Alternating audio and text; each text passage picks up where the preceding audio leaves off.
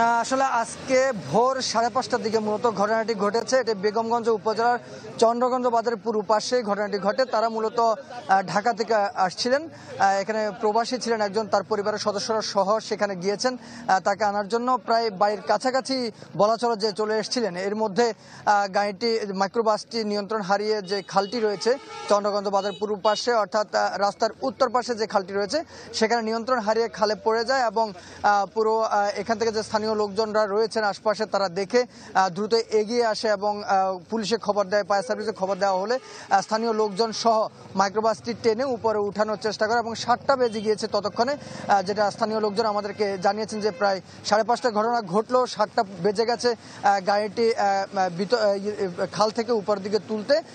হিরন আরও mineral water মাত্র 50 পয়সায় প্রতি লিটার।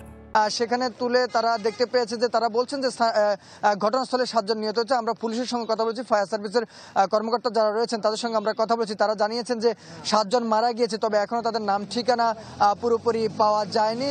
আমরা বেগমগঞ্জ 50 শয্যা স্বাস্থ্য কমপ্লেক্স যেটি রয়েছে সেখানকার যিনি টিএচও রয়েছে তার সঙ্গে কথা বলেছিলাম। তিনি জানিয়েছেন যে তার হাসপাতালে 2 জনের মরদেহ রয়েছে এবং সদর হাসপাতালে 1 জনের মরদেহ রয়েছে, এমনটি তারা জানিয়েছে। তবে 7 জন তারা কে কোথায় রয়েছেন সেটি তো সঠিক তথ্য এখনো পর্যন্ত দেওয়া যায়নি। তো পুলিশ বলেছে যে প্রত্যেকে বাড়িতে নিয়ে যাওয়া হয়েছে, যেহেতু একই পরিবারের সদস্য বেশি সেক্ষেত্রে তাদেরকে নিজেদের বাড়িতে নিয়ে যাওয়া হয়েছে, এমনটা বলছেন যে চন্দ্রগঞ্জ হাইওয়ে থানা যিনি পুলিশ রয়েছেন তিনি। এখানকার স্থানীয় যে বাসিন্দা রয়েছেন একজন প্রত্যক্ষদর্শীর সঙ্গে আমরা কথা বলেছি, তিনি আমাদেরকে জানিয়েছেন যে শিশু রয়েছে, নারী রয়েছে এবং বৃদ্ধ সহ 7 জনই ঘটনাস্থলে মারা গিয়েছে। এর মধ্যে 4 জন জীবিত উদ্ধার করা হয়েছে এমনটা তারা দাবি করছে এখনো পর্যন্ত। তবে তাদের নাম ঠিকানা বাড়ি এই জিনিসটা এখনো পর্যন্ত জানাতে পারেনি এখানকার স্থানীয় যে লোকজন রয়েছে বা পুলিশের কর্মকর্তা রয়েছেন তারা এখনো পর্যন্ত জানাতে পারেনি। ঘটনা ঘটেছে 5:30টার দিকে।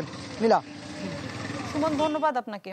দর্শক, নোয়াখালীর বেগমগঞ্জে মাইক্রোবাস দুর্ঘটনার বিষয়ে সবশেষ জানাচ্ছিলেন সহকর্মী সুমন ভৌমিক।